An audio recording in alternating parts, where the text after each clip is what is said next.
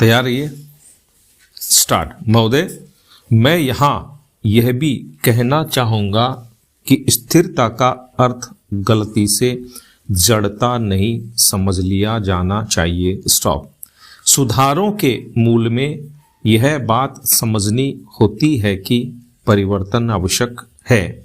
भारत में स्वतंत्रता प्राप्ति के बाद से हम जिन आर्थिक नीतियों पर चले उनसे हम विकास के एक ऐसे सोपान पर पहुंच गए कि जिससे 2001 तक हमारा काम अच्छी तरह चलता रहा। स्टॉप। इससे पहले भी परिवर्तन की आवश्यकता अनुभव की गई थी और 80 के दशक के अंत में परिवर्तन शुरू भी किए गए थे। स्टॉप। 1990-91 के संकट से तो इस प्रक्रिया में तेजी आ गई। स्टॉप। अपनी पिछली नीति से हमें जो सफलताएं मिली थीं, ये सुधार उसी पर आधारित थे। यदि हम 1991 में नियमनों को दूर कर सकें और उदारीकरण को जारी कर सके तो इसका कारण यह था कि प्रधानमंत्री के बुद्धिमत्तापूर्ण मार्गदर्शन में स्वतंत्रता प्राप्ति के बाद से हमारी अर्थव्यवस्था के विभिन्न क्षेत्रों ने प्रगति करके एक आंतरिक शक्ति प्राप्त कर ली थी। स्टॉप। उनका घोषणा पत्र पार्टी का 1991 का घोषणा पत्र इस बात का स्पष्ट और बिल्कुल सही द्योतक है कि क्या आने वाला है। स्टॉप। कृषि में अपनी प्रगति के फलस्वरूप हम आत्मनिर्भर हो गए थे। हमारे उद्योग इतने मजबूत बन गए थे कि बाहर के विदेशी संपर्क को वे झेल सके। प्रतियोगिता के क्षेत्र में भी और सहयोग के क्षेत्र में भी। स्टॉप। हमारी नीति में एक निरंतरता बनी रही है जिसके परिणाम स्वरूप हमें अपने सुधारों के लिए आधार मिला है। स्टॉप। जो नई आवश्यकताएं आ रही थीं और जो वास्तविकताएं सामने दिख पड़ रही थीं, ये सुधार उन्हें देखते हुए किए गए थे। स्टॉप। मुझे यह कहने में कोई संकोच नहीं कि भविष्य में भी हमारे सुधारों का सिलसिला इस बात पर निर्भर करेगा कि हमारे सामने कैसी घरेलू जरूरतें आ रही हैं। स्टॉप। फेरा।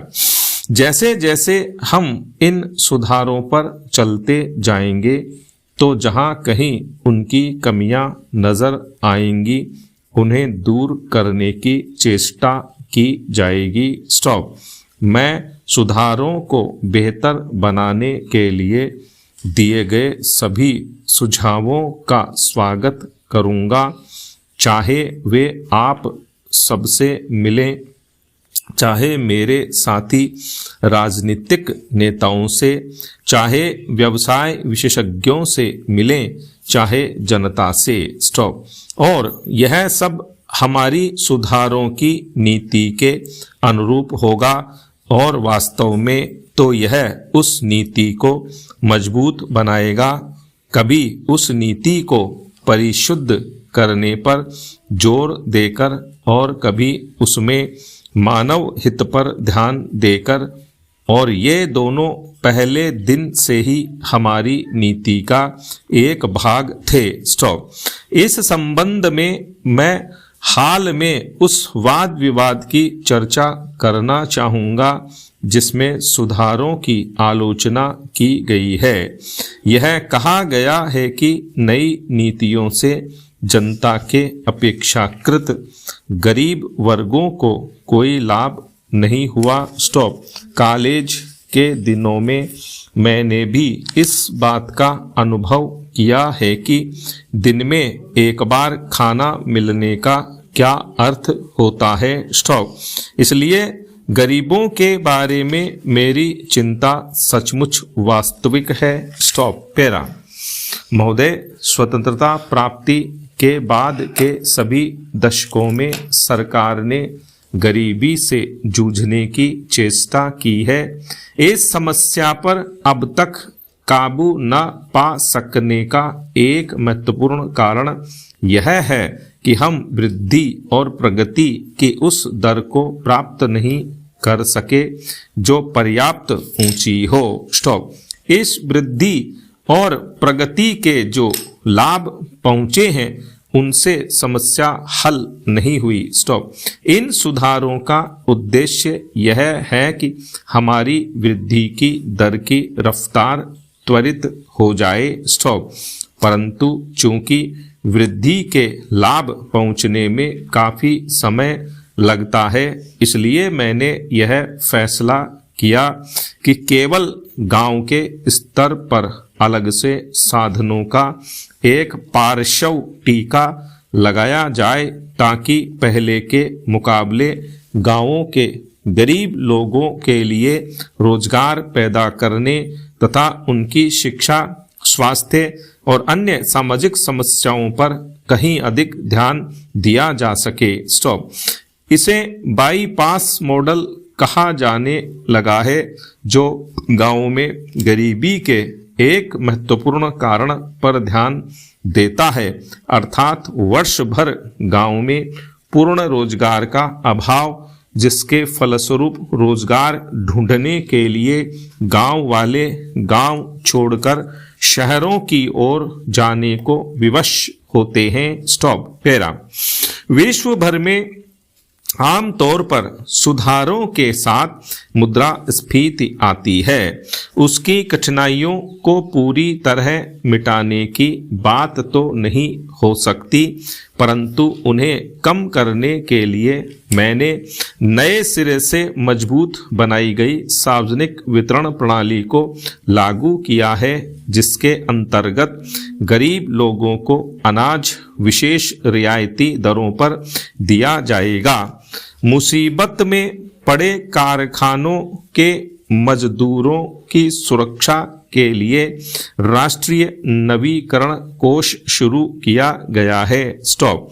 मुद्रास्फीति को न्यूनतम करने का कोई भी प्रयास छोड़ा नहीं गया। स्टॉप।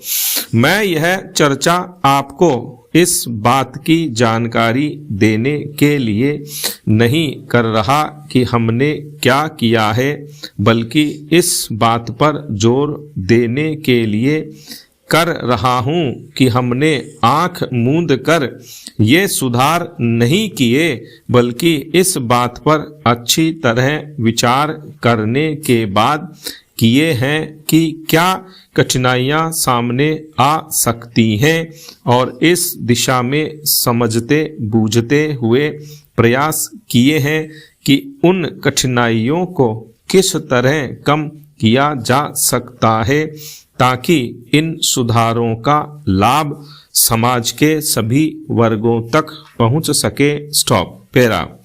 अंततः इन सुधारों की कसौटी यह होगी कि ये लाभ सभी तरफ पहुंचे हैं या नहीं। स्टॉप।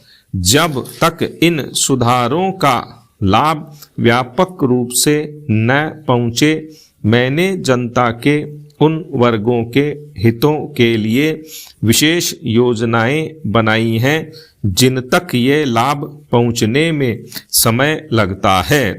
मेरे लिए वृद्धि की दर के आंकड़ों का कोई मतलब नहीं।